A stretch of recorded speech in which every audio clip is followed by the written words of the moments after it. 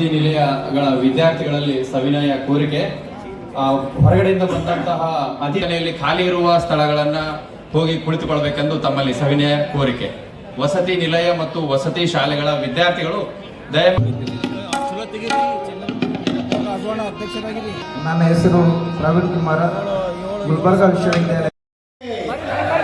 D Devaraja ಅರಸರವರಿಗೆ Arasu ಬಡತನದಲ್ಲಿ ಅರಳಿದ ಹೂವು, ಬಡವರ ಬದುಕಿಗೆ ಬೆಳಕಾದ ದೀಪವು, ಸಮಾನತೆಯ ಸಾರಿಗೆ ತೋರಿ ನಮ್ಮ ಈಗಿನ ಹಿಂದುಳಿದ ವರ್ಗಗಳ ದೀನ ದಲಿತರ ಹರಿಕಾರ, ಸಾಮಾಜಿಕ ನ್ಯಾಯವನ್ನು ಒದಗಿಸಿಕೊಟ್ಟಂತ ಕರ್ನಾಟಕ ರಾಜ್ಯದ 2 ಬಾರಿ ಮುಖ್ಯಮಂತ್ರಿಯಾದ ಡಿ ದೇವರಾಜ ಅರಸರವರ ಜನ್ಮೋತ್ಸವ ಬಹಳ ಸಂತೋಷ ತಂದಂಥದ್ದು.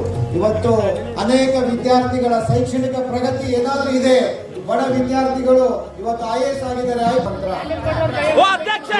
ಬಗ್ಗೆ ಅನೇಕ ರೀತಿಯ ಸೌಲಭ್ಯಗಳ ವಿಧವಾ ವೇತನ, ವೃದ್ಧಾಪ್ಯ ವೇತನ, ಶಿಕ್ಷಣದಲ್ಲಿ ಪ್ರಗತಿಯನ್ನು ಕಂಡರೆ ಮಾತ್ರ ನಾವು ದೇಶಾಭಿವೃದ್ಧಿ ಅಂದಂತ ಡಿ ದೇವರಾಜ ಅರಸರು ಶಿಕ್ಷಣ ನೀಡುವಂತಹ ಶಿಕ್ಷಕರಿಗೆ ನಮ್ಮ ಇಲಾಖೆ ಅಡಿಯಲ್ಲಿ ಹಿಂದುಳಿದ ವರ್ಗಗಳ ಕಲ್ಯಾಣ ಇಲಾಖೆ ಅಡಿಯಲ್ಲಿ ಬರುವಂತಹ ವಸತಿ ನಿಲಯ ಆಗಿರ್ಬೋದು, ವಸತಿ ಶಾಲೆಗಳೆಲ್ಲ ಆಗಿರ್ಬೋದು, ಶೈಕ್ಷಣಿಕವಾಗಿ ಒಂದು ಅತ್ಯುನ್ನತ ಸ್ಥಾನ ಪಡೆದಿರುವಂಥ, ಅತಿ ಹೆಚ್ಚು ಅಂಕ ಪಡೆದಿರುವಂಥ ವಿದ್ಯಾರ್ಥಿಗಳಿಗೆ ಇಂದು ನಾವು ಸನ್ಮಾನ ಒಂದು ಕಾರ್ಯಕ್ರಮ ಮಾಡಿದ್ವಿ.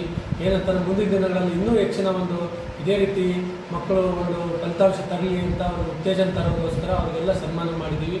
ಮತ್ತು ಅದೇ ರೀತಿ ಒಂದು ವಿವಿಧ ಸಮಾಜದ ಏನು ಮುಖಂಡರಿದ್ದಾರೆ ಹಾಗೂ ಅರಸು ಪ್ರಶಸ್ತಿಯನ್ನು ಪಡೆದಂಥ ಎಲ್ಲ ಒಂದು ಅವರಿಗೂ ಸಹ ಒಂದು ಕರೆದು ಒಂದು ಈ ಸಭೆಯಲ್ಲಿ ನಾವು ಸನ್ಮಾನ ಮಾಡಿ ಅವರಿಗೆ ಒಂದು ಕೃತಜ್ಞತೆಗಳನ್ನು ಸಲ್ಲಿಸ್ತಾ ಇದ್ದೀವಿ. ತಮ್ಮ ಹೆಸರು ಸರ್? ಸಂಗಮೇಶ್ವರ್ ಅಂತ, ಹಿಂದುಳಿದ ವರ್ಗಗಳ ಕಲ್ಯಾಣ ಇಲಾಖೆಯ ಜಿಲ್ಲಾಧಿಕಾರಿ. ಕಲಬುರಗಿಯಲ್ಲಿ ಅದ್ದೂರಿಯಾದ 111ನೇ ದೇವರಾಜ ಅರಸು ಜಯಂತಿಯನ್ನು ಪ್ರಾರಂಭಿಸಿದ್ದೇವೆ. ಬೆಳಗ್ಗೆ ಜಿಲ್ಲಾಧಿಕಾರಿಗಳು ಚಾಲನೆ ನೀಡಿದರು.